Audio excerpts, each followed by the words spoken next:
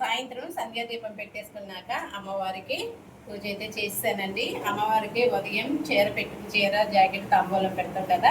ఇప్పుడు సాయంత్రం పూట అమ్మవారికి పెట్టిన చీర కట్టుకొని అమ్మవారి మెల్లో ఈ కాసు అయితే పెట్టి పూజ చేసుకున్నానండి. ఈ కాసు పెట్టి అమ్మవారికి కలసం పెట్టుకొని పూజ అయితే వరలక్ష్మి వ్రతం నేను ఈ విధంగా అయితే చేసుకుంటాను. ముత్తైదులని పిలిచి వాయినం ఇచ్చి 5 రకాల కాయలు, 5 రకాల పువ్వులు, 5 రకాల పలహారాలు అంటే నైవేద్యాలు పెట్టి వరలక్ష్మి వ్రతం అయితే చేసుకుంటాను.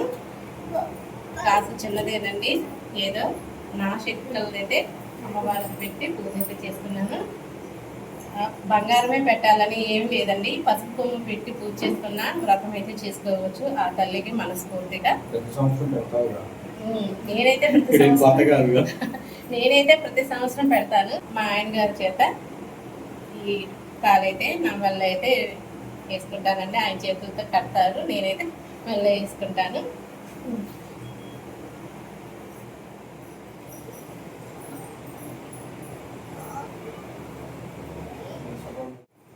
మరొకసారి మీ అందరికీ వరలక్ష్మి వ్రతం శుభాకాంక్షలు అండి.